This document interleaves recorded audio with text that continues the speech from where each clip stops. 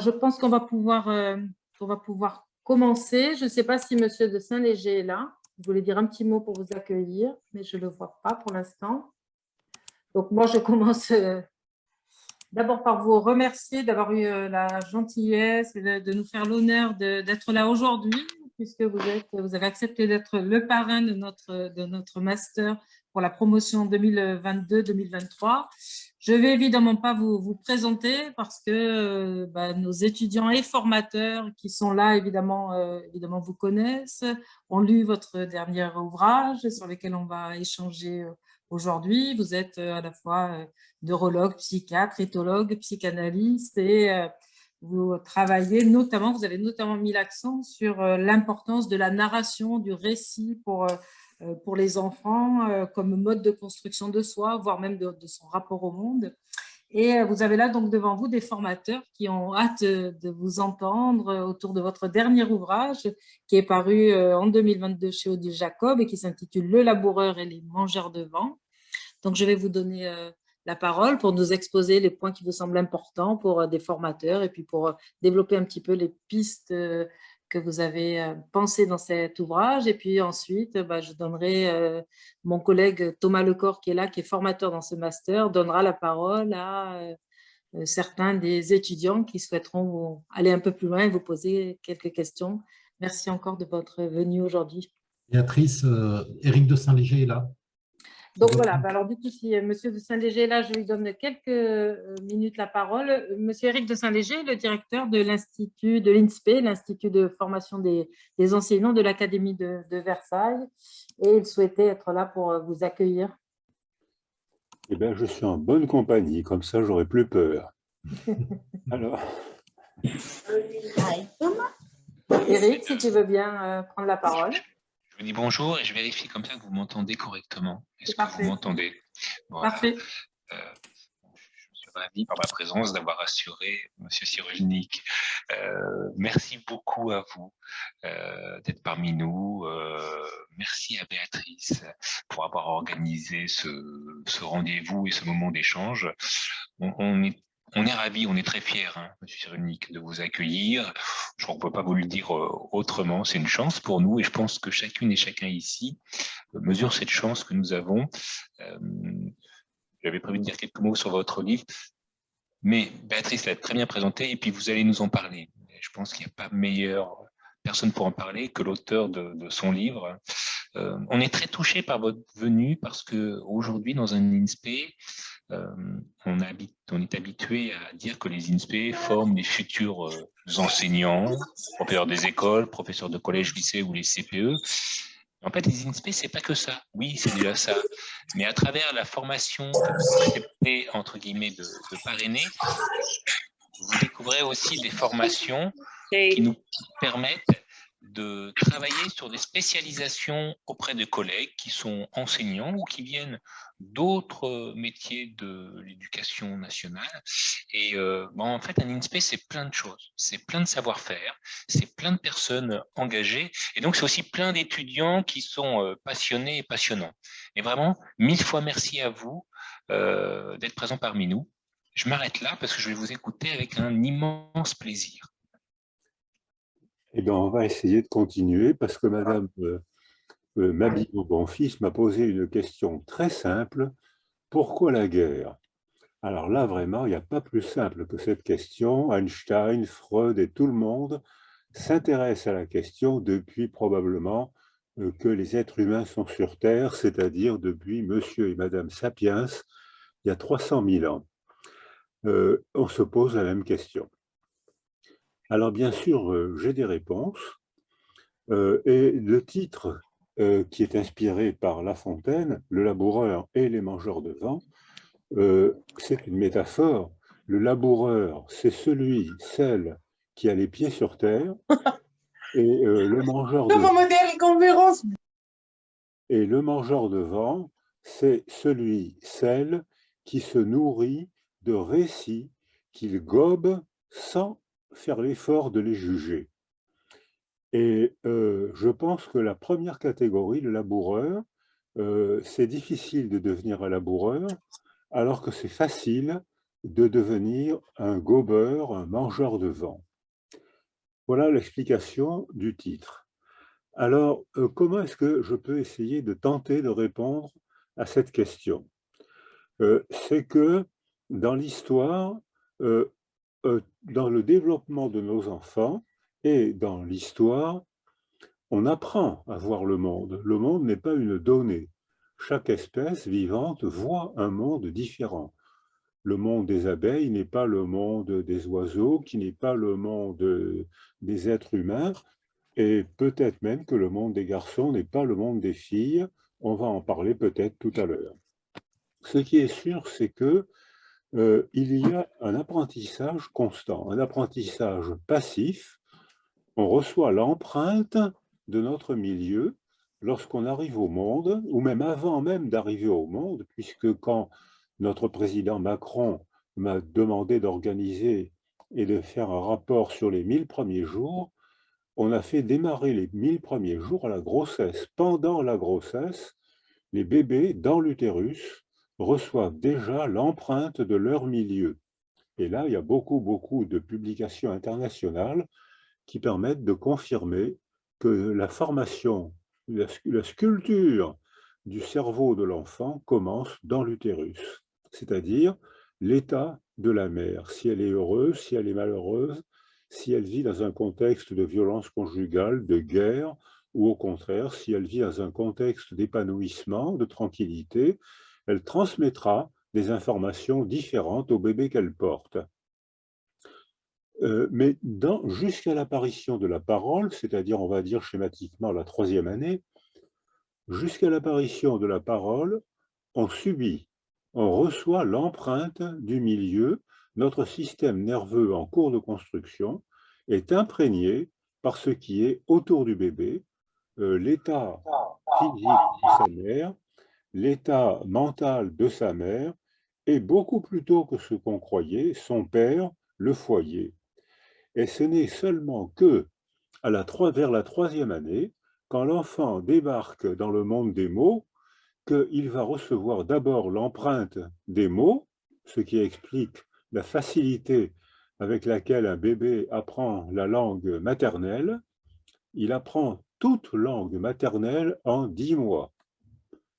Quelle que soit la langue maternelle, performance intellectuelle qu'on ne pourra plus jamais refaire de notre vie.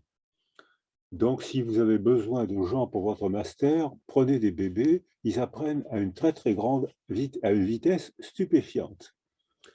Donc, ça veut dire aussi que dès l'instant où les enfants de 3 ans débarquent dans le monde des mots, ils entendent d'abord les mots maternels, la langue maternelle, le partage des mots avec une deuxième figure d'attachement qu'on appelle le père, mais le mot père désigne un statut masculin étonnamment, enfin masculin, je gomme masculin, désigne un statut de deuxième parent et étonnamment différent selon les cultures.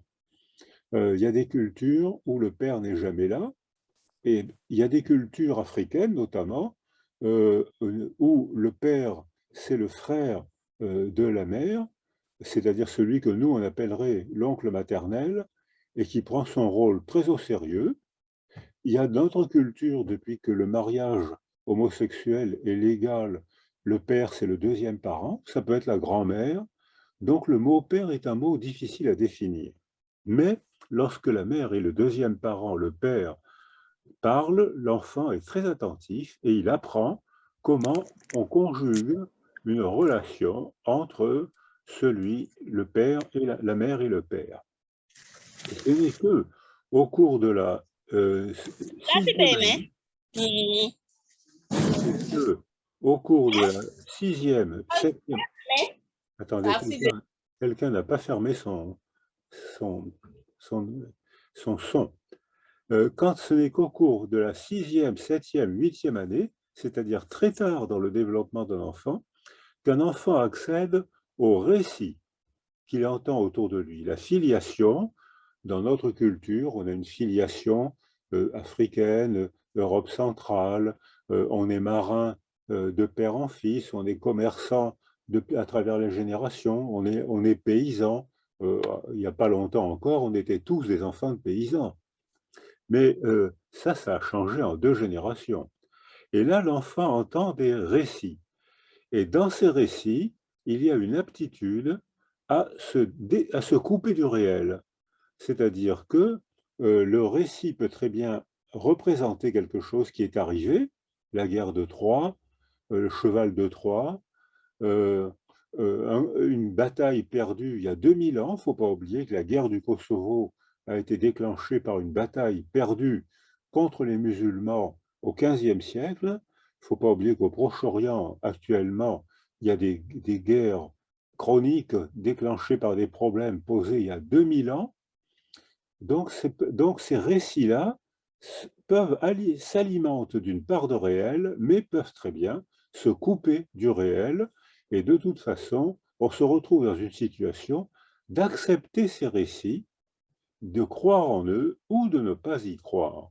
C'est-à-dire que dans les 2 cas, croire en un récit ou ne pas y croire, ça implique de se recentrer sur soi pour juger, c'est-à-dire pour apprendre à décider si ce récit nous convient ou ne nous convient pas aujourd'hui.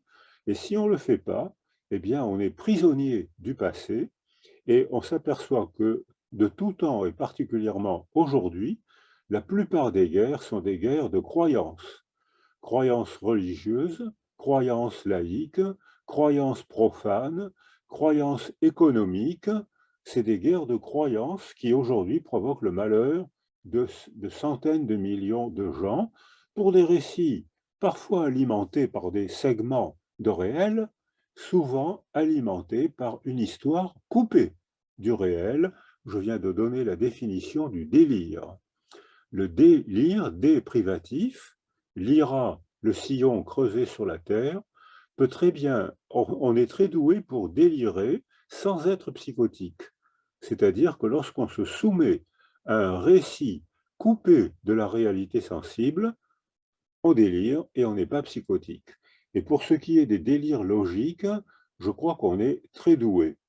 Exemple de délire logique, quand je travaillais en Martinique, on m'a montré une archive où c'était l'époque où on discutait de la suppression de l'esclavage, et beaucoup de gens étaient opposés à la suppression de l'esclavage en disant « si on supprime l'esclavage, le prix du sucre va augmenter ». Ce qui est vrai et ce qui est logique. Et pourtant, c'est délirant, parce que pour ne pas augmenter le prix du sucre, on a tué 50 millions d'Africains et on a pillé un continent et détruit un continent. L'esclavage a fait ça. Donc c'est logique et c'est complètement délirant. Or, nous, on n'est pas mieux. C'est-à-dire que nous, en France, en Europe, on a fait exactement la même chose. Pourquoi est-ce que Napoléon III est parti faire la guerre à la Prusse, au Mexique, pour s'emparer de leurs terres, comme le fait un colonisateur? Mais il a été vaincu. Donc en 1870, la France, incroyablement vaincue, Paris assiégé, affamé, est obligé de céder une grande partie de son territoire et de payer des dommages de guerre. Et à ce moment-là, se mettent en place des récits qui entretiennent la haine des Allemands et des gens d'Europe centrale. Donc, depuis 1870, l'école transmet des récits de haine. Pourquoi il faut haïr quand j'étais enfant, ceux qu'on appelait les Boches. Et le choix du mot, Boche, était un mot porteur de haine. Donc ça a mené à la guerre de 14. Les historiens nous expliquent que cette guerre a été déclenchée pour un motif stupide. En fait, c'était une préparation depuis à peu près 50 ans. Et puis, là, les Allemands ont perdu la guerre. Il y a eu le traité de Versailles qui a détourné sur la France et l'Angleterre des droits de guerre, des dommages de guerre faramineux. Donc l'Allemagne ne pouvait pas se reconstruire, ne pouvait pas faire d'école, ne pouvait pas faire d'institutions. Donc ils ont inventé les jeunesses hitlériennes qui ont été inventées en 1922, c'est-à-dire très rapidement après la fin de la guerre, par un gars qui s'appelle von Schirach. C'est pas le nôtre, hein. C'est pas c'est Chirac, ça se prononce pareil, mais ça s'écrit pas pareil. Et Paul Chirac, donc, a mis au point les jeunesses hitlériennes qui apprenaient la haine des Français, des Juifs, des homosexuels, des Africains. Et ces récits-là ont été gobés par des enfants à qui on n'apprenait pas à juger. Alors, si je m'adresse à des enseignants ou des futurs enseignants, je pense que là, il va y avoir tout à l'heure un débat, j'espère, important. Est-ce qu'il faut bourrer le crâne de nos enfants d'informations ou est-ce qu'il faut les entraîner à juger par eux-mêmes? Or là, dans les jeunesses hitlériennes, où j'ai une amie qui a 1 an ou 2 de plus que moi, qui a passé son enfance dans les jeunesses hitlériennes, elle est allemande, devinez la couleur de ses cheveux, elle est blonde aux yeux bleus, et elle me raconte que elle a passé les années de son enfance heureuse dans une école qui lui apprenait la haine. Et lorsque la guerre, et donc ces enfants ont été préparés à la guerre de 39-40, et vous connaissez la suite parce que vos parents ou vos grands-parents vous en ont parlé, ça a été une guerre stupéfiante, incroyable, 50 millions de morts, des destructions techniques, la ruine de tous les pays. Et tout ça, ça a été fondé sur un récit incroyablement stupide. Je ne sais pas si vous avez eu l'occasion de lire Mein Kampf. Je ne l'ai pas lu en entier parce que c'est un gros pâté, mais j'ai bien lu 100 ou 200. Non, je n'ai pas lu 200 pages, mais j'ai bien lu 100 pages. C'est une stupidité incroyable. Lisez ce livre, vous serez ahuris de voir comment des gens cultivés, les Allemands, comment le peuple le plus cultivé d'Occident dans les années 30-40, l'Allemagne, qui nous a donné des philosophes, des musiciens, des scientifiques, qui a donné à la culture occidentale des gens magnifiques, eh bien ce pays s'est laissé entraîner par un récit incroyablement stupide qui provoquait le bonheur des enfants et qui a provoqué le malheur de la planète entière avec tellement de traumatismes qu'aujourd'hui, beaucoup de petits-enfants, d'enfants et de petits-enfants subissent encore des retombées de cette catastrophe planétaire. Alors, donc voilà un peu comment je pose le problème. Voilà comment je pose un peu le problème.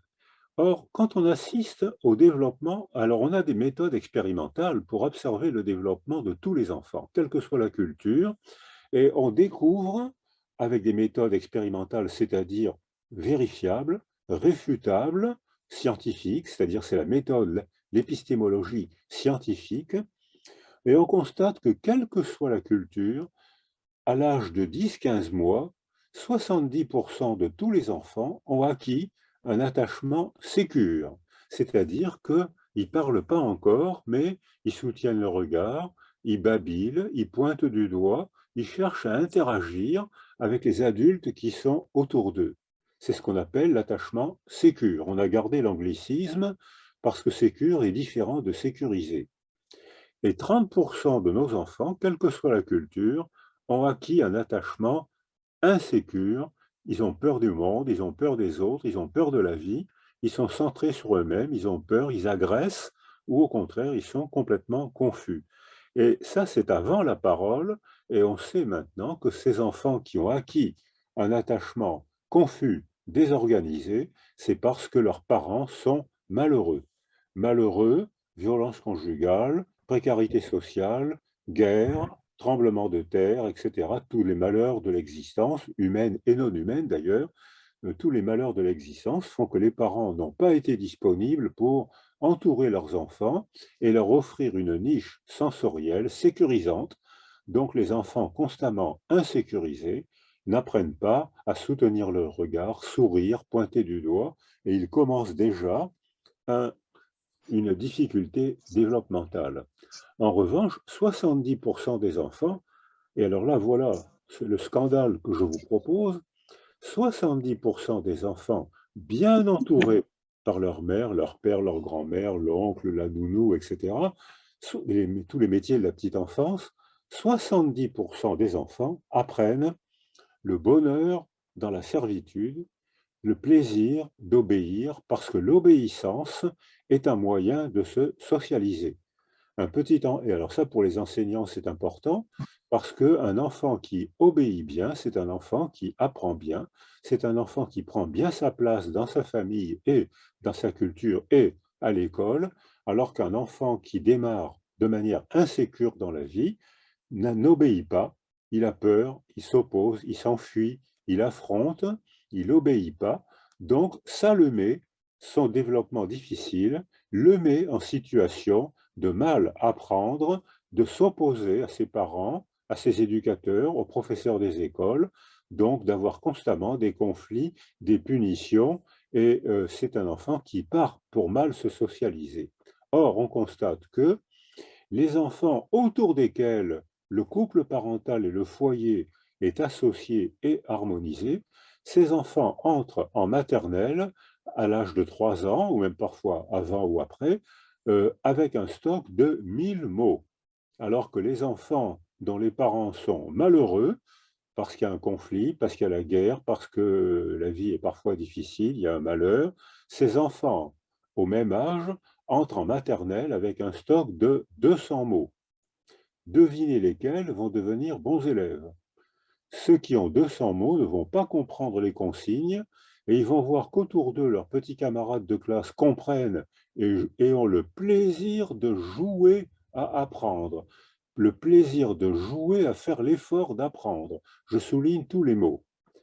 Alors que eux, ils vont être humiliés de ne pas savoir faire ça, et ils vont apprendre à détester l'école, la société, les relations, et ça va aggraver leurs difficultés de socialisation et d'apprentissage. Dès le début, et on fait des observations continues qui montrent que c'est mal parti dans l'existence, c'est rattrapable, hein, c'est le principe de la résilience, mais il faudra travailler alors que les bien partis jouent à apprendre. Alors, les enfants bien partis, en revanche, apprennent à obéir. Et ce bien-être dans l'obéissance possède un effet qui risque d'être négatif, c'est que lorsqu'on est insécure, on arrive à l'adolescence, quand on est insécurisé, eh bien, dans notre mémoire, on a reçu l'empreinte de l'effet bénéfique de l'obéissance. Et si on est dans une famille dysfonctionnelle, eh bien, à ce moment-là, on arrive à l'adolescence, et si on est insécure, eh bien, on risque de trouver bénéfice à croire ce que nous raconte un gourou d'une secte ou un chef autoritaire ou un parti extrême. Donc, alors que, par bonheur, ceux qui apprennent le bien-être dans l'obéissance, s'ils obéissent trop, eh bien, ils apprennent la dépersonnalisation, ils apprennent le maléfice de la relation d'emprise. Ils se laissent facilement soumettre. Donc, comment se dépatouiller de ces données contradictoires? Eh bien, le développement de la nature a prévu ça. Il y a 2 moyens de devenir autonome quand on a le bénéfice de l'attachement sécure. Le premier moyen, c'est l'âge du non. Au cours de la 3e année, l'enfant éprouve la fierté de s'opposer à sa mère. Viens ici, on s'en va. Et l'enfant dit non et part en courant. Dans l'esprit de l'enfant, c'est « je deviens autonome, je suis fier de ma petite victoire », et dans l'esprit de la mère, c'est « tu vas me faire rater mon train, arrête un peu de faire des idioties », et c'est le premier conflit entre les générations. Et le deuxième conflit entre les générations, c'est l'adolescence, où là, c'est un conflit. Les 2 conflits sont nécessaires d'ailleurs. À l'adolescence, il faut devenir autonome à cause de l'apparition du désir sexuel impossible à exprimer dans sa famille. Donc, il faut quitter sa famille et il faut devenir indépendant. Et là, la culture joue un rôle majeur, l'université, le travail joue un rôle majeur. S'il y a autour de la famille un relais qui est pris par l'université ou par la culture pour encadrer ces adolescents et les aider à quitter leur famille, à ce moment-là, le conflit sera modéré ou peut-être même pas du tout. alors que si la culture est défaillante, s'il n'y a pas d'université, s'il y a trop de chômage, s'il y a la guerre, alors à ce moment-là, l'enfant reste dépendant de ses parents, l'autonomie est difficile, et là, ça fait des conflits d'adolescence parfois très douloureux. Et la plupart des conflits d'adolescence révèlent une difficulté de l'enfant, du jeune, à devenir autonome, c'est-à-dire à juger par lui-même, et non plus par la servitude, par la récitation des récits qu'on lui donne à entendre, à réciter, comme je disais tout à l'heure, pour les jeunesses hitlériennes, mais on a ça dans les sectes aussi, hein, les sectes où il y a des enfants qui naissent doivent apprendre la théorie sectaire, hein, et ils doivent être soumis, sinon ils doivent partir, et là, ça fait un conflit difficile. Alors, donc, ceux qui arrivent à l'adolescence, quelques-uns, on va dire pour faire un schéma, 70% d'entre les enfants ont appris le plaisir de réfléchir par soi-même, le plaisir de penser par soi-même. On me dit ça, qu'est-ce que je pense? On me raconte cette histoire, qu'est-ce que j'en pense? Et 30% n'ont pas appris ce plaisir de penser par soi-même. D'ailleurs, l'expression penser par soi-même est assez discutable parce que tout à l'heure, je vous ai dit, on ne peut penser par soi-même que si d'abord on reçoit l'empreinte d'un autre, hein, pour la langue maternelle et pour la culture. Donc, si vous avez d'autres idées, je suis preneur parce que c'est une expression que j'emploie, mais qui est assez discutable. Et 30% d'entre nous ont appris au contraire le plaisir de hiérarchiser notre vision du monde. Il y a le chef qui sait tout, donc il faut apprendre la parole du chef, il faut réciter sa théorie religieuse ou sa théorie scolaire pour avoir son examen, son baccalauréat, pour être reçu à l'examen. Il faut réciter ce qu'a dit le professeur. Si on veut faire une carrière à l'université ou dans un laboratoire ou ailleurs, on a intérêt à réciter la parole du patron, parce qu'à ce moment-là, on aura des publications de carrière et on pourra faire un cheminement socialisé. Et si on s'oppose, eh bien, très souvent, notre carrière est interrompue ou elle est rendue plus difficile. Donc, ça pose, tout à l'heure, je vous disais, ça pose un problème familial, et maintenant, je dis, ça pose un problème culturel. Or, on voit que dans cette hiérarchie, ceux qui acceptaient ces raisonnements hiérarchiques, les acceptaient de manière délirante. Il ne faut pas oublier que le colonialisme, qui nous choque tellement aujourd'hui, a été la règle pour tout le monde, y compris les pays colonisés qui eux aussi pratiquaient s'emparer des terres des voisins avant d'être à leur tour colonisés. Tout le monde, on envoyait l'armée, la France l'a fait, l'Allemagne, la Hollande, l'Angleterre, on envoyait l'armée pour prendre les biens du pays d'à côté. Voilà, et puis tant pis pour eux, on prenait leurs biens. Or, on a fait comme ça, sauf que pour l'Afrique, ça a été un massacre incroyable, mais on l'a fait partout. La Grèce, la Rome ancienne, tout le monde faisait ça. C'est la croissance extensive intensive, donc je vais le faire rapidement, c'est ici. Attendez, Donc on définit d'abord ce que c'est. est-ce que vous pouvez fermer votre son, désactiver votre son? Alors, donc, celle qui a été amenée à poser la question comme je vous le propose, c'est Hannah Arendt, qui est une philosophe allemande, qui est devenue américaine parce qu'elle a été elle a été arrêtée en Allemagne dans les années 30, et elle a été obligée de se réfugier. Elle a réussi à s'enfuir parce qu'elle était juive, et elle s'est réfugiée aux États-Unis. Et elle a demandé à assister au procès Eichmann en 1961. Or, elle dit, cet homme a tué, alors les chiffres varient selon les archives, mais cet homme, tout seul, ce petit fonctionnaire, a tué, alors les chiffres varient entre 500 000 et 800 000 personnes. Quel que soit le chiffre, c'est stupéfiant, c'est faramineux. Et il a tué 500 000, 800 000 personnes avec une arme d'une très grande puissance, son stylo. C'est-à-dire qu'il a signé l'arrestation, l'arrêt d'un système entièrement consacré, la police, les autobus, les trains, l'industrie, le gaz, les camps, tout était techniquement parfaitement organisé pour mettre à mort des millions de personnes. Et cet homme tout seul, ce petit bonhomme, n'avait aucune conscience de son crime, et il disait, comme tous les inculpés de Nuremberg, comme tous les inculpés de la guerre du Kosovo, comme tous les inculpés de la guerre... Fermez désactivez votre son. Comme tous les...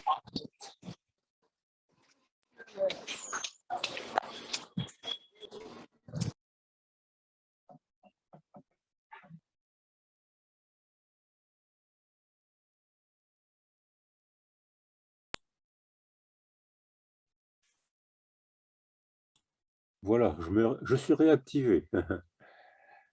Comme tous les inculpés de tous ces tribunaux pénaux internationaux, et j'espère qu'il y en aura un bientôt, un autre, tous ces inculpés des tribunaux internationaux qui ont commis sans aucune culpabilité des crimes incroyables de centaines de milliers de personnes, d'enfants, sans aucune honte et sans aucune culpabilité, tous disaient « Je n'ai aucune raison d'être coupable ou d'avoir honte, je n'ai fait qu'obéir ». Ils ont retrouvé le système tranquillisant « Je suis responsable de rien puisque c'est mon chef qui commande ». Chef religieux, chef politique, chef économique, moi je ne juge pas. Moi je ne juge pas, je me soumets. Et cette soumission à la parole, à l'idée d'un autre, à l'ordre d'un autre, a un grand effet tranquillisant. Désormais, en me soumettant, je peux tuer n'importe qui sans aucune culpabilité. Et ça a été fait, et ça se fait encore actuellement en Ukraine, ça se fait, et ça se fait dans d'autres pays encore, hein, maintenant, au Proche-Orient, les guerres des pays arabes, en Asie, ça se fait encore régulièrement. Hein, la Chine s'est appropriée du Tibet, personne n'a protesté. Erdogan s'est approprié du tiers nord de la Crète en chassant les pays, en mettant un mur. Il n'y a pas eu une ligne de protestation. Donc c'est un phénomène quand même curieux qui caractérise la condition humaine et qui me permet de soulever le problème que j'ai un peu soulevé tout à l'heure. Pourquoi est-ce que c'est si difficile de penser par soi-même? C'est dit alors que tout notre système éducatif de tous les pays est éduqué pour penser par les autres.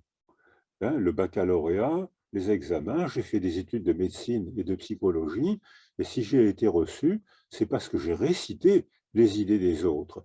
Et même, je vais avouer que quand j'ai passé mon certificat de spécialité, à la fin de l'internat, on passait le certificat de spécialité pour devenir neuropsychiatre, et parmi les questions que je devais étudier, il y avait l'hérédodégénérescence, c'est-à-dire il y aurait parmi nous des familles dont le cerveau est de moins bonne qualité, et c'est pour ça qu'on voit que des enfants sont mauvais à l'école, se socialisent mal, parce qu'ils ont un cerveau de mauvaise qualité. Je viens de retrouver la théorie nazie, hein, la transmission à travers la génération d'une mauvaise qualité biologique, c'est le racisme, hein, le racisme nazi qui existait encore dans les universités françaises quand j'ai passé mon certificat de spécialité. Donc on voit que c'est très difficile de penser par soi-même, parce que dès qu'on pense par soi-même, on risque de perdre ses amis, on risque d'être collé à l'examen. Si on ne répète pas la voix du maître, on est collé. Hein. On risque d'être collé aux examens et on risque de perdre ses amis parce que la récitation commune, le fait de réciter les mêmes slogans au même moment, ça a un effet bénéfique, ça a un effet solidarisant. On est amis, on croit au même Dieu, on croit au même patron, on admire le même chef penseur, on admire le même philosophe, on s'habille de la même manière. Pourquoi est-ce qu'on s'habille de la même manière? Pourquoi est-ce qu'on se coiffe de la même manière? Pourquoi est-ce qu'on met les mêmes vêtements? C'est pour manifester des signes d'appartenance. Et si on appartient au même groupe, on est en familiarité, fraternité. Je n'ai pas peur de l'autre puisqu'il s'habille comme moi, puisqu'il parle la même langue et parce qu'il a les mêmes croyances que moi. Je n'ai pas peur de l'autre, donc le bénéfice de cette soumission, je retrouve la même idée, le bénéfice de cette soumission, c'est la solidarité et la sécurité. Et là, alors il y a des gens quand même, Madame Mabillon, bon, si je parle combien de temps encore? Vous avez encore une petite dizaine de minutes, mais nous sommes tout oui tant que vous le souhaitez. Hein. Bon, alors je marchande à 12 minutes. Parfait, c'est parfait, même plus. Alors, et dans une collectivité où le bénéfice de la soumission, de la récitation est énorme, hein, pour faire du social, il faut apprendre la même langue, il faut respecter les mêmes lois, et de préférence réciter, admirer les mêmes philosophes, les mêmes écrivains, les mêmes dieux, etc. Et il y a parmi nous, pourtant, il y a des gens qui peuvent témoigner qu'ils échappent, qu'ils acceptent d'échapper à cette soumission bénéfique. Alors, je prends l'exemple de Viktor Frankl, qui en France n'est pas très connu, mais en Amérique du Sud, il est considéré comme un demi-dieu, il est considéré comme l'égal de Freud, de Lacan, de Michel Foucault. Il y a des petits livres sur lui partout, et il est autrichien, et il est d'une grande famille juive d'Europe centrale, et puis il est déporté à Auschwitz. Il témoigne de la vie quotidienne à Auschwitz qui est au-dessus de tout ce qu'on peut imaginer de pire, il en témoigne, mais au moment où le nazisme monte en Allemagne, il a un professeur de médecine qui s'appelle Viktor Pötzl, qui est membre du comité central du parti nazi et qui a des relations amicales avec le juif Viktor Frankl. Et quand les juifs n'ont plus le droit de se soigner dans les hôpitaux allemands, il aide son élève à monter un hôpital où les juifs seront soignés. Ce nazi aide Viktor Frankl. Et à la libération, il doit être arrêté par les Américains qui occupent l'Allemagne. Il doit donc être arrêté. Et vous savez qui le cache chez lui? Son élève juif, Viktor Frankl. Et quand Viktor Frankl dit « J'ai caché chez moi mon professeur Viktor Pötzl, membre du comité central du parti nazi, parce qu'il a aidé les Juifs », bien sûr, tout le monde se met à le haïr, comme Hannah Arendt a été haïe par les philosophes et particulièrement par les Juifs pour avoir dit que Eichmann était un petit monsieur et non pas un grand criminel, et pour avoir dit que certains Juifs avaient collaboré avec le nazisme. Et elle a été haïe pour ça. Et donc Viktor Frankl est haï pour ça. Et il y a d'autres témoignages. Alors Hannah Arendt a été la maîtresse de Heidegger dans les années 30. Et puis, elle s'enfuit, elle est obligée de partir, elle ne s'enfuit pas, elle se sauve, elle est chassée. Et après la guerre, elle retrouve Heidegger, qui lui est devenu responsable au comité central du parti nazi. Et elle retrouve Heidegger, il paraît qu'il y a un livre qui a été écrit sur leur retrouvaille, je ne l'ai pas lu, mais je vais chercher à le lire. Et donc, elle ne l'aime plus. Peut-être, je ne sais pas ce qu'elle pense de cet homme, mais elle continue à admirer sa philosophie et elle le fait traduire aux États-Unis. Et il y a plein d'exemples comme ça où des gens, allemands comme juifs ou comme tout le monde, échappent à la doxa, à la récitation, au courant des récitations communes. Et par exemple, au camp de Turkheim, qui est moins connu qui était quand même un camp très cruel, mais qui est moins connu qu'Auschwitz ou Dachau ou d'autres, Ravensbrück pour les femmes. Et ce camp a été libéré par les Texans. Et quand l'armée texane est arrivée, ils ont voulu arrêter les gardiens SS du camp et ils ont voulu arrêter le chef du camp. Et le chef du camp, quand il était chef du camp, sur son argent, allait acheter des médicaments à la pharmacie du village d'à côté pour les donner aux déportés. Et ce sont les déportés qui ont caché le chef du camp SS. Alors là, des exemples comme ça, on peut en trouver. Donc, ces gens-là pensent par eux-mêmes et ça leur coûte très cher. Le fait de penser par soi-même, ça exclut du groupe, puisque tout à l'heure je proposais l'idée que la récitation commune inclut dans le groupe, si vous voulez n'avoir que des amis, récitez, dites comme tout le monde, vous n'aurez que des amis. Si vous pensez par vous-même, vous risquez, vous prenez des risques. Alors, donc le fait de croire à un seul récit est déjà la preuve d'un esprit totalitaire. Dans ma discipline, quand j'ai passé mon certificat d'études à la fin de mon internat, on expliquait les troubles psychiques. Il y avait des camps et on nous disait « choisis ton camp ». Il y avait des camps qui expliquaient tout par la biologie. La biologie explique tout. S'il a des angoisses, c'est qu'il y a un trouble biologique. S'il délire, c'est qu'il y a un trouble biologique. Et il y a des camps à l'opposé qui expliquaient tout par la psychanalyse.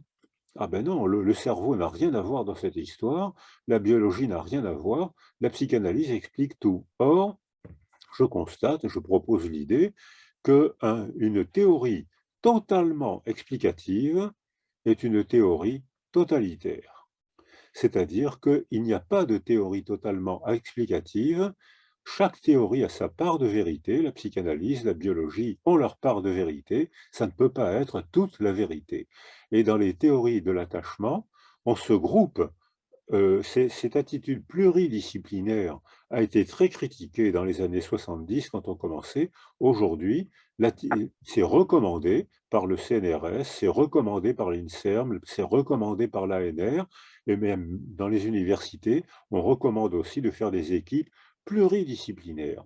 Mais cette équipe, travailler dans une équipe pluridisciplinaire, ça implique de sa part une attitude épistémologique particulière, c'est-à-dire qu'il faut accepter de se décentrer de soi pour essayer de se représenter les représentations d'un autre. C'est-à-dire qu'il faut que j'accepte de renoncer à une part de mes certitudes pour me demander comment se fait-il que lui, elle, a d'autres certitudes. Et c'est cette différence de représentation que va naître un débat philosophique, démocratique, qui fait qu'on va chercher à se convaincre, et bien sûr, on ne va pas y arriver, mais ça ne fait rien. On aura mis au point un tribunal démocratique qui permettra de mettre à l'épreuve nos croyances, qu'elles soient religieuses, qu'elles soient économiques ou qu'elles soient politiques, comme ce qu'on voit actuellement. Or, on a fait des études, je vais terminer là-dessus, on a fait des études sur les gens qui rentrent dans les partis extrêmes ou qui se laissent prendre par des sectes, et il y a des fanatiques surdiplômés, c'est-à-dire qu'ils ont récité les premiers attentats de Londres étaient faits par des étudiants islamistes anglais, excellents étudiants en médecine. Les attentats des Twin Towers à New York, un grand nombre de ces terroristes étaient très diplômés, très intelligents. Donc on ne peut pas dire ils sont fanatiques parce qu'ils sont débiles. Alors oui, une fois que le fanatisme est déclenché, là les esprits faciles à prendre se laissent facilement prendre. Mais ces gens-là qui déclenchent le terrorisme ne sont pas des débiles, et il y a des fanatiques surdiplômés qui ont éprouvé le bénéfice de se soumettre à une théorie absurde, délirante, et de passer à l'acte. Alors, si j'arrête, je vais arrêter mon exposé maintenant. Si j'arrête maintenant, vous allez tous être déprimés. Donc, je vais vite ajouter une phrase. On a quand même un degré de liberté, c'est-à-dire qu'on peut agir sur le milieu qui agit sur nous. On peut agir sur la culture, on peut agir sur l'enseignement, on peut agir sur la littérature, on peut demander aux religieux d'accepter de découvrir d'autres religions, que leur religion est respectable, mais qu'ils sont invités à découvrir d'autres religions tout autant respectables. On peut découvrir des cultures différentes, et là, on va rentrer dans un débat démocratique, comme j'espère on va le faire maintenant. Merci. Merci infiniment pour cet exposé. Donc, je cède la parole à Thomas qui va gérer les interactions.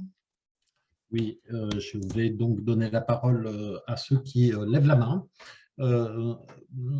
Simplement, j'attire votre attention, soyez bref dans votre question pour que le temps qui nous reste puisse posséder plusieurs questions. Autre chose, ah oui, merci pour votre présentation.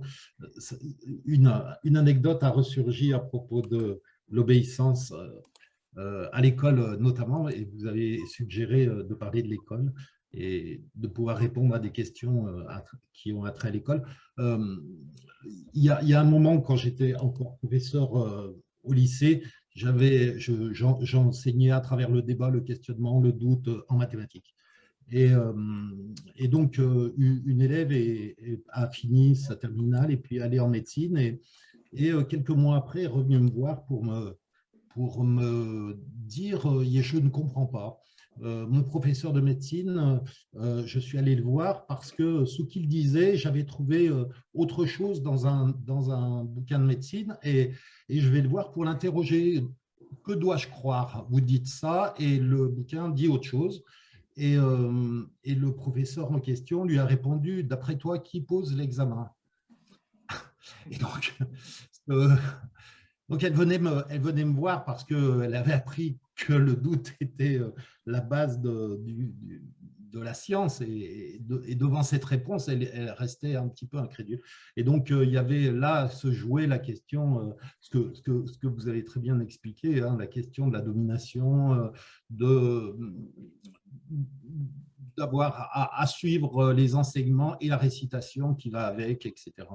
Et sinon, on a des problèmes. Bien, voilà, c'était une petite anecdote comme ça. Alors, on a des questions. Je prends ce que je vois à mon écran. Hein. Alors, on va commencer par Béatrice. Bon, je ne veux pas monopoliser la parole, hein, mais j'ai deux petites questions à poser à M. Cyrulnik. La première, vous nous avez montré qu'un certain nombre d'enfants ne construisent pas un attachement sécure, ont plutôt construit dès l'enfance un attachement insécure. Est-ce que l'école peut devenir pour ces enfants-là et comment? Est-ce qu'il y a des pistes pour qu'elles deviennent cette véritable niche sensorielle sécurisante qui pourrait les aider à se construire? Ça, c'est ma première question.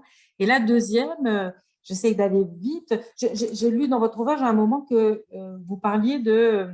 Vous dites à un moment, s'agissant de postes administratifs et universitaires dont on avait exclu les Juifs, vous avez indiqué autour de la Seconde Guerre mondiale, et vous dites ce qui paradoxalement leur a évité le formatage scolaire.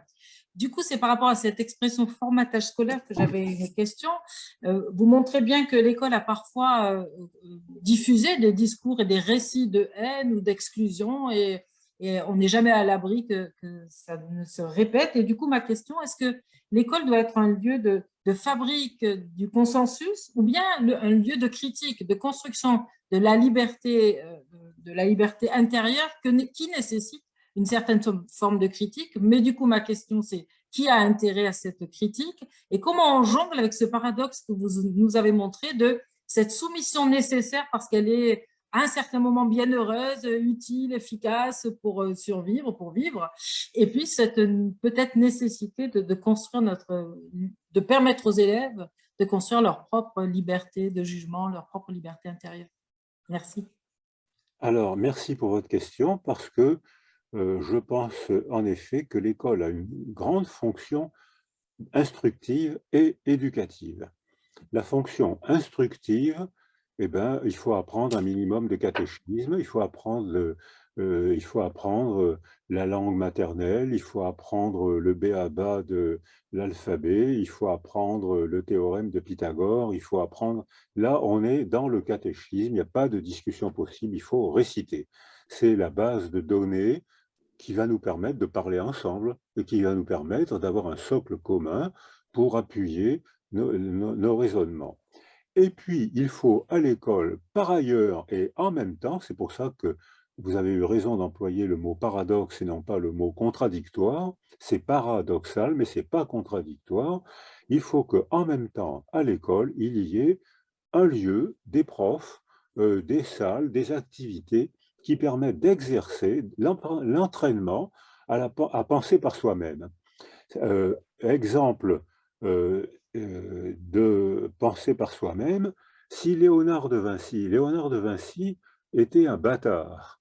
Le mot bâtard, à l'époque de Léonard de Vinci, était moins stigmatisant qu'au 19e, 20e siècle, mais il n'avait quand même pas tous les droits, c'est-à-dire qu'il était reconnu par son père, il n'était pas persécuté, mais il n'avait pas le droit d'aller à l'école. si Léonard de Vinci avait été à l'école, il serait devenu notaire. Comme il n'a pas pu aller à l'école, il a été d'une créativité stupéfiante.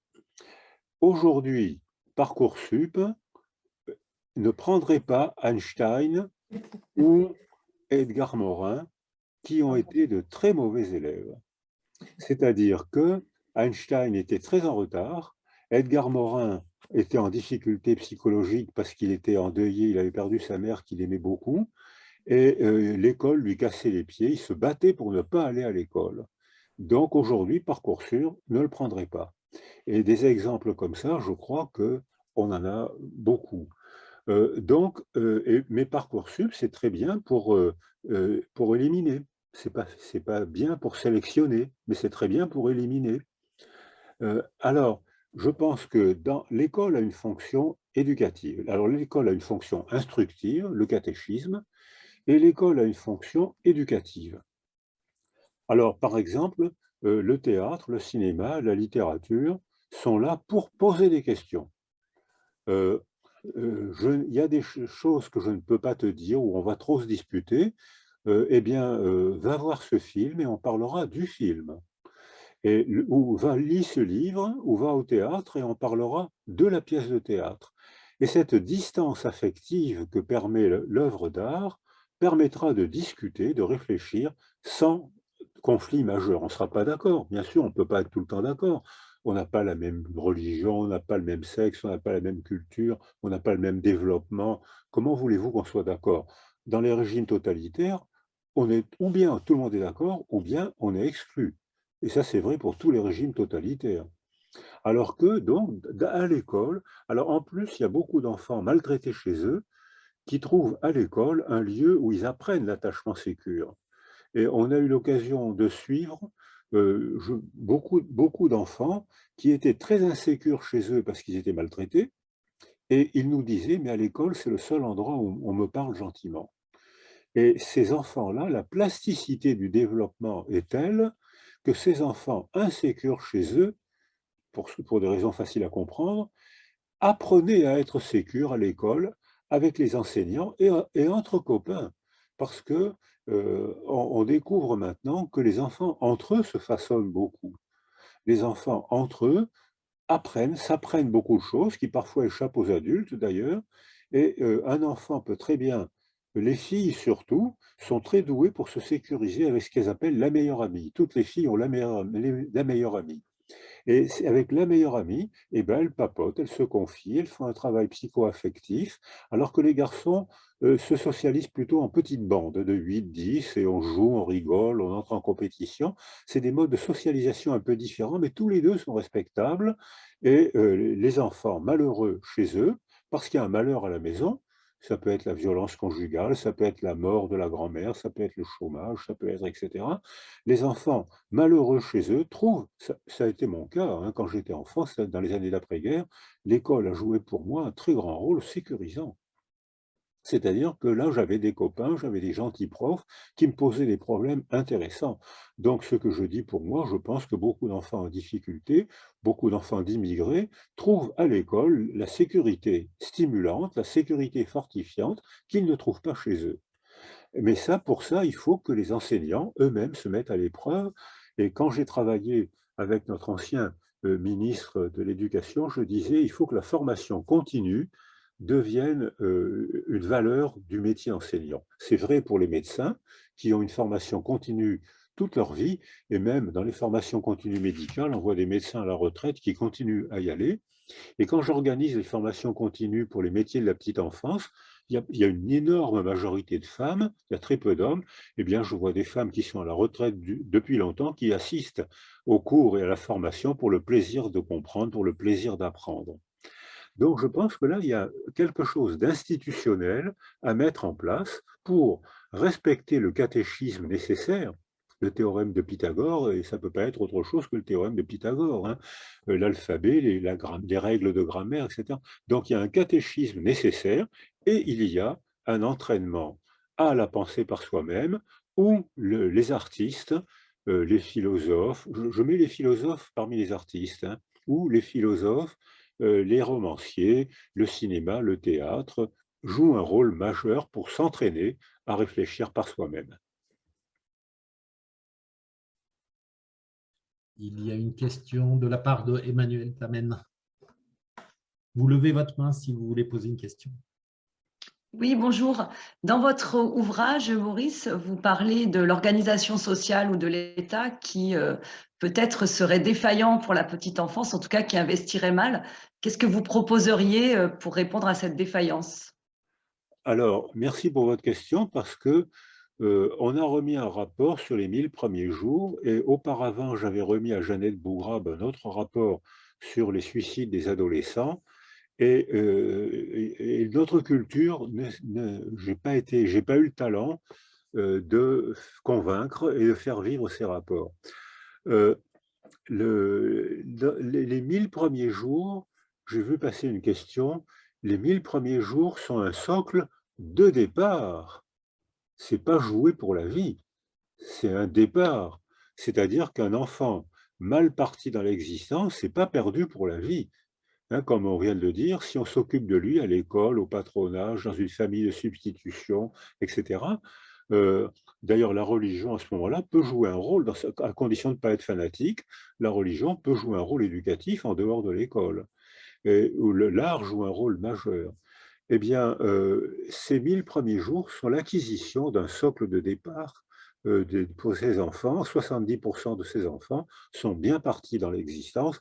Ça ne veut pas dire que c'est gagné pour l'existence, parce que la vie est passionnante, mais pas toujours facile, et que beaucoup de ces enfants, comme nous d'ailleurs, auront quand même des moments difficiles. Mais s'ils sont bien partis dans l'existence, ils auront acquis un socle, une manière des facteurs de protection qui leur permettront de mieux affronter l'épreuve très fréquente dans la vie. En revanche, alors, l'école joue un rôle majeur dans ce renforcement de l'attachement sécure et dans l'apprentissage de la socialisation, du catéchisme, comme je le disais tout à l'heure. Est-ce que vous avez un autre mot pour catéchisme? C'est l'apprentissage des socles, des connaissances de base, quoi. Enfin, je vais dire connaissances de base. Le catéchisme, c'est un peu provocateur. En revanche, dans notre culture, il y a un déficit énorme à l'adolescence. Les adolescents, quand j'étais gamin, je fais partie d'une génération où 3% des enfants seulement allaient jusqu'au baccalauréat. Les autres allaient à l'usine, au champ ou dans les centres d'apprentissage.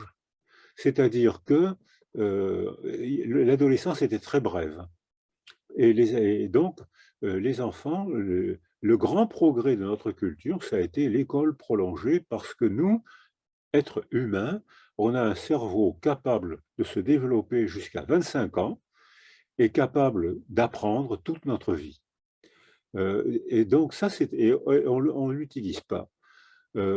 Les adolescents arrivent bien cadrés, ou avant le Covid, ils étaient pas mal cadrés par l'école et par le lycée. Depuis le Covid, ils ne sont pas cadrés du tout. Ça, vous connaissez mieux la question que moi, mais il me semble, tous mes amis enseignants, je suis encore enseignant, malgré mon âge, je suis encore enseignant en Belgique, où il y a les contraintes administratives sont moins grandes. Je suis encore enseignant à Toulon aussi, où les contraintes administratives sont moins grandes. Et actuellement, je pense que les adolescents, après avoir eu un cadre correct, familial et scolaire et culturel, sont complètement largués aujourd'hui. Et or, c'est important parce que l'adolescence, c'est une période sensible du développement du cerveau. Il y a un élagage synaptique, c'est-à-dire que le cerveau, à ce moment-là, se met à fonctionner avec moins de neurones, c'est-à-dire moins de dépenses d'énergie. Ça veut dire que les adolescents apprennent à apprendre très vite. Ils ont raté. Le Covid leur a fait rater cette période sensible. Ils peuvent le rattraper, mais ils apprendront beaucoup plus lentement, à condition de faire l'effort. Et beaucoup décrochent parce qu'ils sont largués. On ne peut avoir le plaisir de faire l'effort que si on a une bande de copains autour de soi. Si on est seul face à un écran, ça peut compenser. pendant le Covid, ça a limité la casse, mais il faut une rencontre, il faut une émotion, il faut une dispute, il faut un éclat de rire, il faut la vie, quoi, pour avoir le plaisir d'apprendre. Or, face à un écran, on limite la casse, on améliore la communication, mais on détériore la relation. Or, nos adolescents, actuellement, sont largués. Et la plupart, et les garçons ont un retard de 2 ans au moment du bac. C'est énorme au point de vue scolaire. C'est-à-dire que les filles ont une avance, qui ont un développement plus facile. Alors là, les publications de biologie tombent tous les jours, j'en lis une autre. Les filles ont au moins 2 ans d'avance sur les garçons. Ce qui, sur le plan scolaire, est un avantage faramineux. Eh bien, elles aussi, elles ont raté. Quand on a commencé nos travaux, on avait prédit que les filles décrocheraient autant que que les filles décrocheraient moins que les garçons. Et le résultat, c'est que les filles décrochent autant que les garçons. Elles sont larguées, comme les garçons. Donc là, il y a une catastrophe de l'adolescence qui est due à une désorganisation socio-culturelle où le virus a sa part, mais il n'a pas toute la part explicative. Ça avait déjà commencé avant, et je ne sais pas comment vont faire les jeunes universitaires pour essayer Alors, il n'y a pas que les universitaires. Par exemple, il y a beaucoup de pays qui, après l'adolescence, font une gap year, une année faussée, une année sabbatique. C'est un peu gonflé de faire une année sabbatique à 17-18 ans, et on constate que les adolescents qui font une année sabbatique, quand ils s'inscrivent au DUG, n'ont pratiquement pas d'échec. Alors que l'échec en DUG est énorme, parce qu'ils ont été inscrits en DUG par Parcoursup, et ce n'était pas leur motivation. Alors, je ne vois pas de main levée. Par contre, j'ai des questions à la fois dans le chat et à la fois qui ont été préparées à l'avance sur un forum. Donc, un certain nombre de questions ont attrait au problème suivant, c'est si on dit que les 1000 premiers jours sont déterminants, alors est-ce que si pendant ces 1000 premiers jours ça s'est mal passé, est-ce qu'on a une chance que ça se passe mieux après ou on est condamné et la question qui est attachée à ça, c'est aussi la question de la résilience. Voilà, l'attaché a donné la réponse. C'est-à-dire que si les 1000 premiers jours sont ratés, ce qui arrive, hein, quand la mère meurt, quand elle est malade, quand il y a la guerre, quand les parents investissent ailleurs qu'ils ne peuvent pas investir leurs enfants parce qu'ils sont trop malheureux, etc. Les 1000 premiers jours sont ratés dans 30% des cas. Et même parfois, les parents sont parfaits, bien organisés, et c'est les enfants qui ont du mal à se développer. Ils se développent lentement et ils acquièrent un attachement insécure alors que les parents font tout leur boulot, ils sont là, ils font ce qu'il faut, et les enfants démarrent plus tard. Einstein a démarré, on a cru qu'il était autiste. D'ailleurs, il a eu des enfants autistes, hein. Donc Einstein peut-être a été autiste et peut-être que les mathématiques lui ont permis de rattraper son retard. Mais ça veut dire que la réponse était dans la question comme souvent, c'est-à-dire que quand les 1000 premiers jours sont ratés, les processus de résilience doivent se mettre en place, mais il faut travailler, puisque ça ne s'est pas fait spontanément. Quelque chose fait qu'il y a une dysfonction cérébrale et psycho-affective qui a été mise en place par le malheur de la famille, quelle que soit la cause. Donc la résilience va fonctionner, mais elle va fonctionner sur un démarrage difficile, un démarrage raté. C'est possible, mais là, il faudra faire un travail de résilience, c'est-à-dire analyser les facteurs de protection donnés à l'enfant ou les facteurs de vulnérabilité donnés à l'enfant. Il faudra analyser la structure du trauma. La pire structure du trauma, ce n'est pas la maltraitance, comme on le dit, c'est l'isolement affectif. Dans l'isolement affectif, le cerveau s'atrophie. Et ce que je vais dire est choquant, mais dans la maltraitance, les enfants sont malheureux, mais le cerveau ne s'atrophie pas. Donc ça choque beaucoup de gens, je comprends bien que ça les choque, mais neurologiquement, on a l'explication. La carence affective abîme le cerveau. Et puis après le trauma, qu'est-ce qu'on va proposer comme soutien à cet enfant pour le sécuriser afin de déclencher la résilience? Et à ce moment-là, le deuxième mot magique de la résilience, c'est quel sens va-t-on donner à son trauma? Pourquoi est-ce que mes parents ont été maltraitants? Pourquoi est-ce qu'il y a eu la guerre? Pourquoi est-ce que, etc. Et le sens donné à l'événement modifie la manière dont on le ressent. Il y a une autre question qui a été posée dans le forum et qui ressemble un petit peu à un questionnement de Edgar Morin qui était venu l'année dernière, notre parrain de l'année dernière. Et donc, là voilà, l'originalité de votre récit tient à mon sens à cette cohabitation originale entre d'une part vos souvenirs et vos rêves, d'autre part vos références scientifiques, biologie, philosophie, psychanalyse et votre pratique de clinicien. Comment faire ressortir le réel, le vrai, à partir de ces approches multiples? Donc, en fait, il parle de la complexité. Alors là, je vais dire ce que je pense, mais je risque de me faire une ennemie. C'est que je pense que le réel, on n'en prend pas conscience. Et que la réalité, c'est nous qui la construisons. C'est-à-dire que on ne prend pas conscience du réel. On ne prend pas conscience que notre corps est en train de lutter contre les lois de l'attraction terrestre. Si notre corps dépense de l'énergie, sinon on serait aplati par terre en train d'être attiré par le centre de la Terre. On ne l'est pas parce qu'on dépense de l'énergie. Notre corps traite toutes ces informations. Ça nous coûte beaucoup d'énergie et pourtant notre corps le traite. Le réel, on ne sait pas ce que c'est. Le réel, c'est parfois les scientifiques, les matheux, les physiciens, les chimistes arrivent à extorquer un petit segment de réel. J'ai une vérité momentanée. Aujourd'hui, je sais que dans ce contexte, c'est un moment de vérité. Mais si le contexte change, et le contexte ne fait que changer, la dérive des continents, le climat, la sociologie, le contexte change tout le temps. Ce qui est vrai dans un contexte n'est plus vrai dans un autre contexte. Hein, c'est l'adaptation de Darwin. Donc, les vérités sont momentanées. De plus, le réel, on en prend mal conscience, ou parfois un petit peu par petits bouts, les scientifiques, et la réalité, c'est une construction de notre cerveau. Si notre cerveau, le cerveau d'une abeille, ne construit pas la même réalité que le cerveau d'un mammifère supérieur, ne construit pas la même réalité qu'un être humain. Un être humain abîmé, dont le cerveau a été abîmé, ou dont l'histoire a été abîmée, ne construit pas la même réalité qu'un être humain qui a un cerveau bien développé dans une famille sécurisante et dans une culture en paix. Donc la réalité est une construction et le réel est on extorque, les scientifiques extorquent des petits bouts de réel.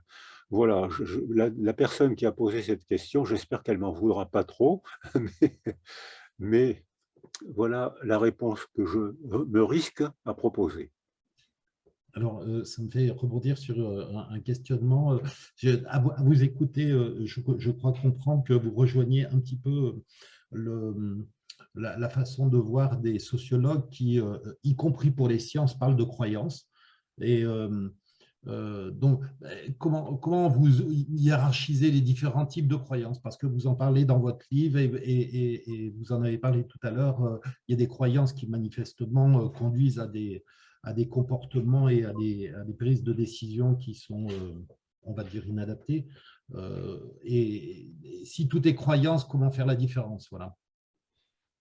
Alors, en effet, il y a des croyances scientifiques, hein, il y a des tas de théories dites scientifiques auxquelles on a cru et qui se sont effondrées justement grâce à la méthode scientifique, grâce à Descartes, hein, qui nous dit que il faut mettre sur le chantier, les scientifiques nous proposent une vérité momentanée, mettons-la à l'épreuve, soumettons-la au tribunal d'un autre laboratoire, d'un philosophe qui va nous poser des questions, soumettons notre croyance au laboratoire de la clinique ou de la science ou de la philosophie.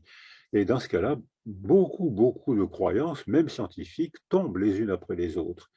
Là, je suis en train de préparer un exposé sur ce phénomène incroyable que, par exemple, tuer un enfant pendant des siècles, n'a pas été considéré comme un crime. C'est assez... Pendant des siècles, les Romains exposaient les bébés qui ne leur plaisaient pas, et ces bébés, ils les mettaient sur des tas d'ordures, où ils les jetaient, et ce n'était pas considéré comme un crime. Ce qui paraît totalement incroyable, la pédophilie n'a pas toujours été considérée comme un crime. En 1970, il y a eu un prix littéraire pour quelqu'un qui prétendait que la pédophilie était quelque chose de merveilleux. 1970, prix Renaudot. Donc ça veut dire que même ces croyances-là dépendent de nos débats. Mais s'il y a un débat, on peut faire évoluer la croyance. De toute façon, il faut la faire évoluer puisque le contexte ne cesse pas de changer. Donc, ce qui est une croyance adaptative dans un contexte donné sera une croyance désadaptative dans un autre contexte. Et le mot croyance est un mot difficile parce que moi, j'emploie souvent le mot représentation. C'est-à-dire qu'on se fait une représentation du monde, parfois alimentée par notre expérience privée, par notre développement, notre expérience vécue, parfois alimentée par nos lectures, parfois alimentée par nos relations, parfois alimentée par nos croyances scientifiques. Je vous disais tout à l'heure, quand j'ai passé mon examen de spécialité, c'était en 68-69 à Marseille, j'ai dû apprendre une théorie nazie. Ça me gênait beaucoup. Je ne savais pas à cette époque-là que c'était une théorie nazie. Ça me gênait beaucoup. J'avais des collègues étudiants qui récitaient ça extrêmement bien. Donc, ça veut dire que l'évolution et la diminution des crimes ne peut se faire que s'il y a un débat démocratique, une pensée comme le propose Hannah Arendt. Une question de Alain, Solange Alain.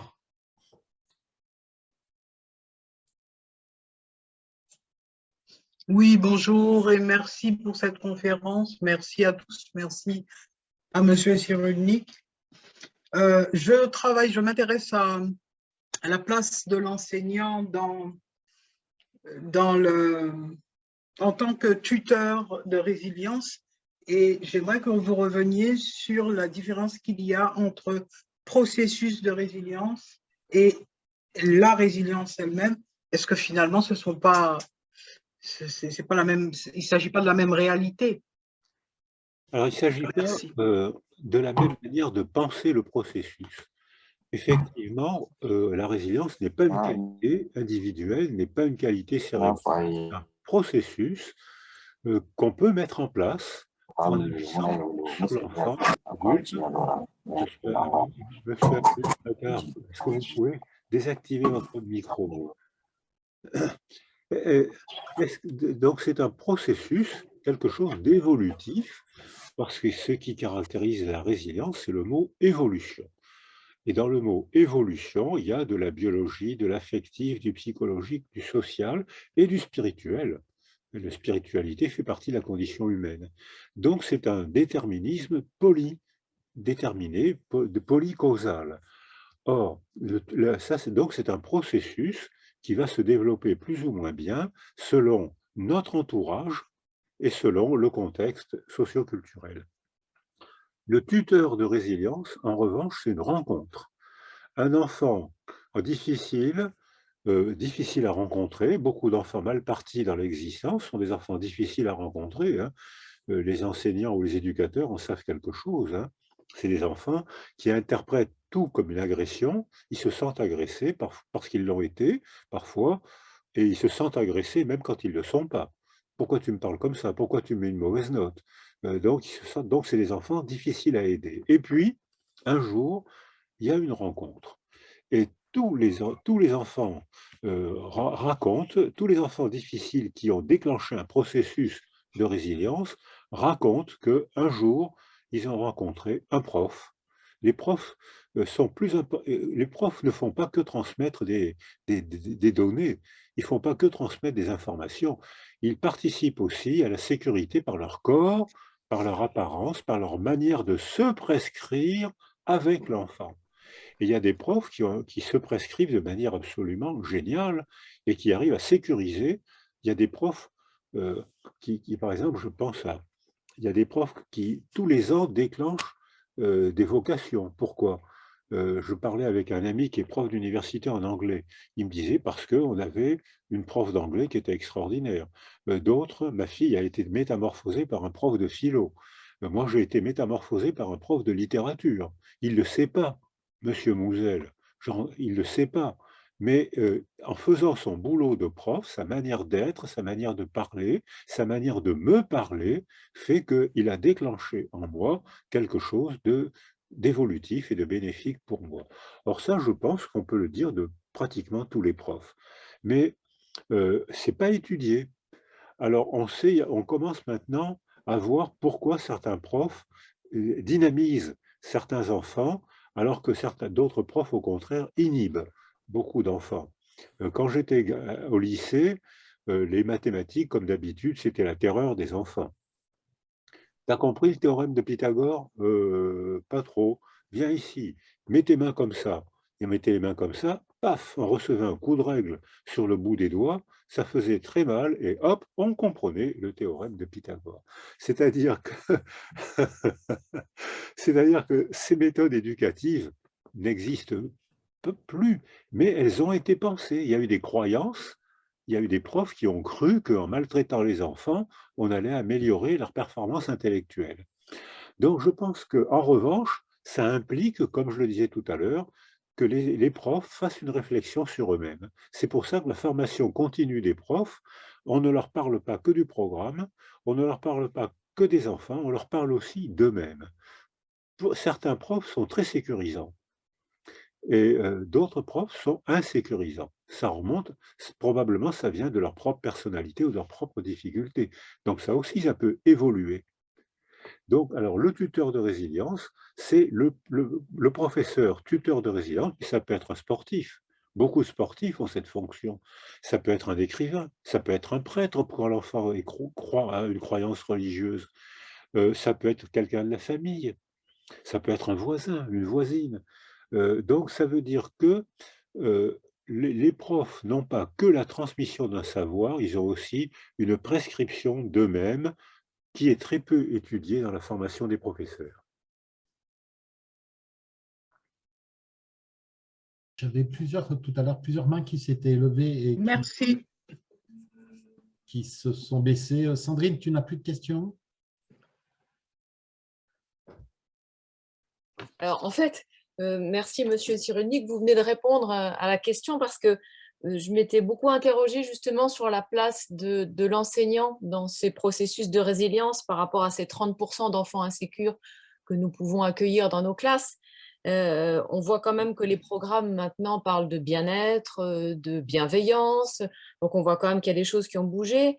Mais justement, ne faut-il pas aller plus loin à la fois dans les programmes et dans la formation initiale des enseignants pour faire prendre conscience des gestes professionnels qui peuvent justement aider à aider ces jeunes insécures?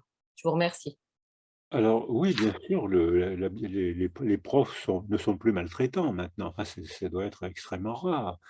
La bienveillance est sécurisante et on a fait un travail que je cite souvent d'une prof qui travaille avec nous et qui a montré comment un prof, dès que l'enfant est sécurisé, il améliore ses performances scolaires. Donc la performance scolaire, ce n'est pas une qualité intellectuelle abstraite. L'intelligence scolaire, qui est une forme d'intelligence parmi d'autres, l'intelligence scolaire est une intelligence relationnelle. Donc ça veut dire que lorsque le prof se forme de manière continue jusqu'à la retraite et même après, il est probablement un prof expérimenté et probablement très sécurisant et il doit augmenter la probabilité de rencontre avec des enfants insécures qui, grâce à ce prof qui n'est pas toujours conscient du cadeau qu'il fait à l'enfant, et beaucoup de profs maintenant déclenchent des processus de résilience. Je le redis comme tout à l'heure, beaucoup d'enfants malheureux chez eux se sentent bien à l'école, et alors qu'avant, un enfant malheureux chez lui était mauvais à l'école et se sentait mal à l'école. Alors que maintenant, beaucoup d'enfants sont sécurisés par les profs, mais par les copains entre eux aussi. d'où la nécessité des activités extrascolaires pour que des liens d'amitié sécurisants se tissent entre les enfants. On voit par exemple dans les institutions, avant on séparait les frères et sœurs pour les mettre en difficulté, pour les mettre dans des institutions. Et on constatait que l'évolution n'était pas résiliente. Or maintenant, dans les familles en difficulté, on ne sépare plus les frères et sœurs, on les met dans la même institution et chaque enfant sert de base de sécurité à son petit frère ou à sa petite sœur. Et ces enfants-là s'adaptent mieux et déclenchent un processus de résilience. Alors ça a été évalué. Donc ce qu'il faut faire, c'est... Alors il faut se méfier de ce que je viens de dire, c'est qu'il ne faut pas qu'il y ait des recettes comportementales. Il faut vraiment que le prof ait une formation continue jusqu'à sa retraite et même après, le plaisir d'apprendre, le plaisir de lire, et qu'il ait une formation continue où il travaillera sur le programme qu'il doit transmettre et sur la personne qui transmet ce programme. Et ça peut être aussi pour les profs une source de découverte, une source de réflexion, et beaucoup de profs d'ailleurs aiment réfléchir à ces processus. Et je souligne le mot processus qu'on m'a invité à répéter tout à l'heure. Je souligne le mot processus parce que le mot processus implique une évolutivité. Et dans l'évolution, il y a l'organisme seul dans son entourage. Et l'entourage, c'est la famille, les profs, les enfants entre eux et la culture. Donc si on agit sur tous les points de ce milieu, on augmentera la probabilité de résilience, comme on le voit d'ailleurs dans certains quartiers. Maintenant qu'on est tous plus ou moins urbanisés, on constate qu'il y a des quartiers, alors là il y a une injustice sociale majeure, c'est qu'on constate qu'il y a des quartiers où un très grand nombre d'enfants se développent bien et que d'autres quartiers où un grand nombre d'enfants ont du mal à se développer. Tout à l'heure, il y avait Ravier qui avait une question, mais ça fait un moment et il a baissé la main, je ne sais pas. Oui, et bonjour Monsieur Cyrulnik, merci Thomas. Et Carrière Jeunesse, maître des conférences chez Honneur. Et en fait, je crois que ma question, elle était un peu contenue dans la première intervention de Béatrice. Et c'était pour prolonger un petit peu l'échange autour de deux notions qui me semble qui vont ensemble. Vous en avez parlé un peu autrement. Et c'est celle d'obéissance et liée à cette forme de soumission, c'est-à-dire on obéit la plupart du temps à ce qu'on peut évaluer ou trouver qui est juste, une forme de justesse envers nous, envers les autres, n'est-ce pas?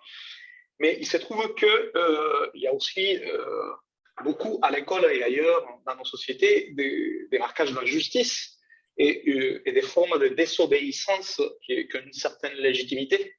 Et donc ma question, elle est un peu là-dedans, dans cette tension, en fait, d'une obéissance qu'on nous s'est demandé, ou on le demande aux enfants, ou en particulier les adolescents qui commencent à développer une pensée critique et assez raffermée. Donc, dans cette tension de l'obéissance envers quelque chose qu'on ne trouve pas vraiment juste, et puis cette tension peut-être, si on peut la situer au sein de l'institution scolaire, par exemple, comment on pourrait s'y prendre, en fait, justement, à partir de cette polarité, pour aussi être juste, entre guillemets, envers les adolescents, et dire, cette désobéissance que tu me proposes, elle est légitime, et on va en parler, hein, pour déconstruire, en fait, et pour renouveler cette logique d'obéissance envers quoi, pour construire ensemble ce qui peut être légitime et juste. D'accord, merci pour votre question, parce qu'effectivement, il faut l'éclairer. Il y a de plus en plus d'enfants, des petits garçons surtout, qui ont des syndromes hyperkinétiques avec troubles de l'attention. Et ces syndromes-là, qui touchent les garçons beaucoup plus que les filles, se trouvent dans les métiers, dans les pays industriels. C'est un problème majeur aux États-Unis parce que les États-Unis vivent, c'est une culture du sprint, on parle fort, on crie, on travaille énormément, on fonce, on se bouscule, on s'insulte, on rigole. C'est un pays où toute l'expression des émotions est intense. Et les Américains maintenant ont un problème majeur, c'est que les garçons, plus que les filles, deviennent hyperkinétiques. Ils ne tiennent pas en place, et les enseignants qui ont un enfant hyperkinétique dans la classe savent à quel point c'est pénible de supporter un enfant comme ça. C'est pénible pour l'enseignant, c'est pénible pour les copains et les camarades de classe, c'est pénible pour l'enfant qui n'est pas heureux. Il s'agite constamment, il n'est pas heureux en s'agitant comme ça, et cet enfant en constante opposition ne peut rien apprendre. En neurobiologie actuellement, il y a beaucoup de publications qui montrent que l'attention, c'est ce qui prédispose à l'apprentissage facile. Et les filles sont plus douées pour ça. Elles sont plus paisibles, elles se concentrent mieux, elles ont une avance de 2 ans sur les garçons, à 12 ans et même jusqu'au bac, et elles sont moins agitées. Il y a très peu de filles hyperkinétiques. L'hyperkinésie, c'est pratiquement que des garçons. Mais ça veut dire que les garçons sont plus sensibles à cette agitation socio-culturelle plus que les filles. Et un garçon, parfois une fille, rarement une fille, qui s'oppose constamment, n'apprend rien. Alors ça, donc, on voit qu'il faut une obéissance, il faut une attention pour au moins écouter ce que dit le prof, pour se concentrer sur le problème qu'on nous a posé, pour éprouver du plaisir de faire l'effort. Hein, Blanquer a été très sensible à cette expression. Ce n'est pas le plaisir d'apprendre, c'est le plaisir de faire l'effort d'apprendre. C'est comme pour un jogging, on fait un effort et pourtant c'est agréable. Et j'habite sur une corniche où il y a plein de femmes qui font des joggings actuellement. Si vous voyez les grimaces qu'elles font quand elles font du jogging, mais elles souffrent tout le temps. Elles ont du mal à respirer, elles ont mal aux muscles. Elles rentrent chez elles, elles prennent une douche et qu'est-ce qu'elles font? Elles recommencent le lendemain. Comment vous expliquez ça? C'est le plaisir de faire l'effort et de se sentir bien après. Ce que je viens de dire du jogging, on peut le dire de l'école. C'est non pas le plaisir d'apprendre, enfin ça peut être un plaisir aussi, mais c'est le plaisir de faire l'effort. Alors, en revanche, si on se soumet trop, on gobe n'importe quoi. Et on rejoint ce que je vous proposais tout à l'heure, on devient un mangeur de vent. On gobe n'importe quel récit. On nous apprend que le mal vient des étrangers. On a des difficultés économiques. Ben, c'est parce qu'il y a des étrangers. Hein, vous êtes d'accord avec moi? C'est-à-dire que on trouve le mécanisme du bouc émissaire. Il y a des tas de gens qui y croient. Hein.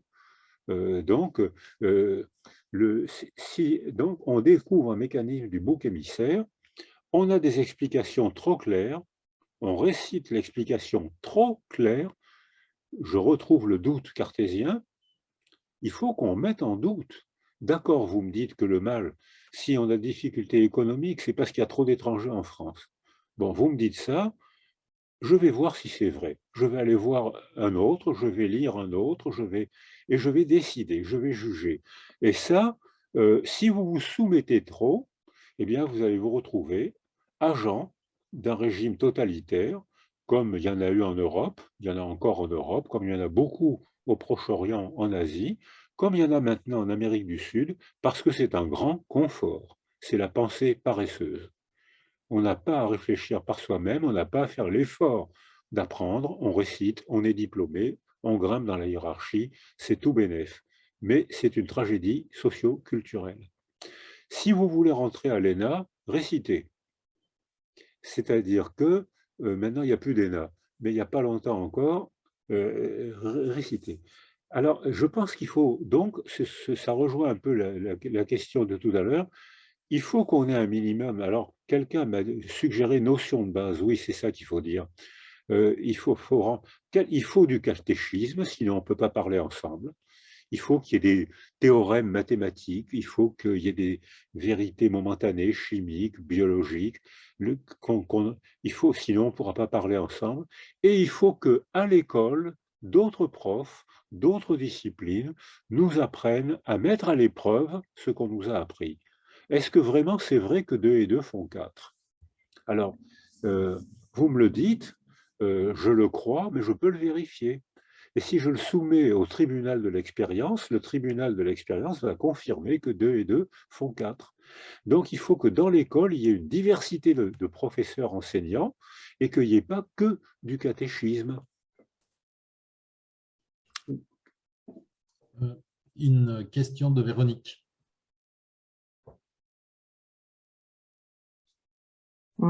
Voilà, merci. Monsieur Cyrulnik, merci beaucoup. J'ai une question, en fait, concernant la prise en compte du corps à l'école. J'aimerais savoir ce que vous en pensez, comment justement dans ces gestes professionnels, comment les enseignants pourraient faire une place plus grande au corps, à l'expérience sensible, aux émotions à l'école. Et puis, est-ce que, alors bon, ça c'est un peu mon hypothèse, mais est-ce que le fait que les enfants soient plus présents à eux-mêmes, même physiquement, et présents à leurs émotions, parce que ça ne peut pas un peu les préserver d'être des mangeurs de vent. Et puis, voilà, il y a beaucoup d'expériences qui sont faites aujourd'hui autour de la relaxation à l'école, ce genre de choses. Voilà, je voulais savoir ce que vous en pensiez et si c'était une voie intéressante et à quelles conditions, qu'est-ce que vous préconiseriez. Voilà, merci beaucoup. Alors, c'est moi qui vous remercie parce que j'aurais dû en parler, mais il y avait tellement de choses à soulever, parce qu'effectivement, notre culture, où l'école a pris une importance démesurée, ce qui est un progrès, parce que je redis ce que je disais tout à l'heure, notre cerveau se développe jusqu'à l'âge de 25 ans, et même quand notre cerveau cesse de se développer, on continue à apprendre toute notre vie. Hein, il y a des enseignants, il y a l'université où des gens âgés continuent à apprendre, ils apprennent très bien, et avec beaucoup de plaisir, et avec beaucoup de bons résultats, mais c'est plus le cerveau qui fait l'effort, c'est eux qui ont appris à faire l'effort et qui continuent à progresser. Donc, il faut qu'on bénéficie de cet avantage biologique, puisque on est la seule espèce qui a un développement si lent. Hein, la plupart des mammifères, après la puberté, arrêtent leur développement. C'est fini. Alors que nous, la puberté, c'est le début du développement, surtout pour les garçons, plus que pour les filles. Mais avec un retard sur les filles, mais que ça dure plus longtemps pour les filles. Donc, le corps des garçons n'est pas le corps des filles, contrairement à ce que j'entends de temps en temps actuellement. Et le fait que, quand j'étais gamin, on allait à l'école à 6-7 ans et on sortait au certificat d'études à 12 ans. On passait 5 ans sur les bancs d'une école. Aujourd'hui, on va à l'école à 3 ans et on finit avec un diplôme à 25 ans. C'est-à-dire qu'on passe un tiers ou un quart de notre vie sur les bancs, sur l'école. Ce qui fait que le corps change, l'expression du corps n'est pas le même. Les ouvriers ont des jambes courtes parce que le fait de travailler tasse les cartilages de conjugaison qui arrêtent leur croissance. Alors que les intellectuels qui restent assis longtemps ne tassent pas les cartilages de conjugaison et les intellectuels, surtout les filles intellectuelles, ont des jambes très longues, ce qui ne les ennuie pas. Donc ça veut dire que notre manière d'éduquer nos enfants participe à la sculpture de leur corps. Et ça se voit entre les enfants de pauvres qui n'ont pas le même corps que les enfants de riches. Comme les enfants de pauvres ont des petits logements, parfois en surdensité, ce qui est un stress, avec une télévision qui marche jusqu'à minuit, 1 heure, et un père qui se lève ou une mère qui se lève à 5 heures du matin, donc le sommeil est court. Les enfants s'adaptent à cette hyperdensité en se mettant devant un écran. Or, les garçons prennent du surpoids et les filles deviennent obèses. Et on voit que l'obésité devient un problème majeur des sociétés occidentales parce que les filles se mettent devant la télévision avec des sucres, avec des jus de fruits abusivement appelés jus de fruits, et qui font qu'il y a l'obésité. Je crois me rappeler que ça touche à peu près une fille sur 4. De plus, la contrainte pour apprendre, c'est l'immobilité physique, l'attention. C'est un bénéfice intellectuel, c'est un maléfice physique. Parce que les garçons supportent très mal l'immobilité physique. Les filles la supportent mieux parce qu'elles sont plus stables émotionnellement et parce qu'elles ont une croissance plus rapide que les garçons. Et donc, elles supportent mieux l'immobilité physique, puis surtout parce que l'obésité leur permet de s'adapter à l'école en ne bougeant pas. Alors que les petits garçons sont très malheureux de cette immobilité physique les rend malheureux et certains explosent, c'est ce qu'on appelle l'hyperkinésie, le syndrome hyperkinétique avec trouble de l'attention qui fait beaucoup souffrir non seulement les enfants, mais qui fait souffrir aussi la famille et les classes. Alors, ça c'est pour la partie musculaire. Or, on sait maintenant, quand j'étais gamin, je jouais au rugby et j'allais faire de la musculation dans une salle.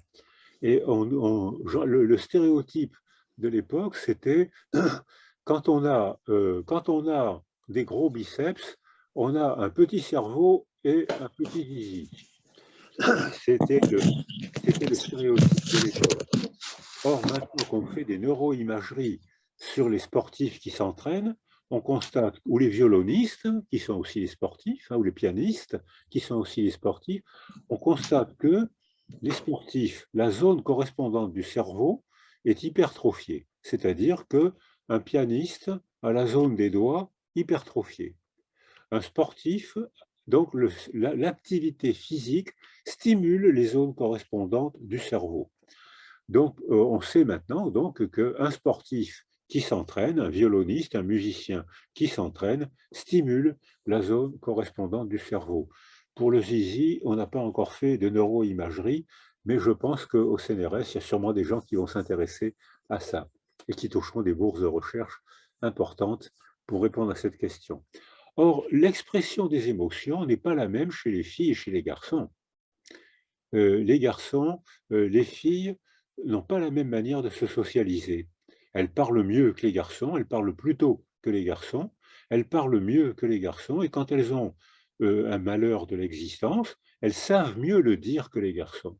Alors que les garçons, qui ont un retard sur ce domaine-là aussi sur les filles, ou bien se taisent, ce qui est le cas de la plupart des hommes malheureux, les hommes malheureux se taisent, ou bien explosent, ce qui est le cas de la plupart des hommes qui tapent chez eux, qui battent chez eux, ou qui se battent dans la rue, parce qu'ils se battent parce qu'ils ne savent pas le dire.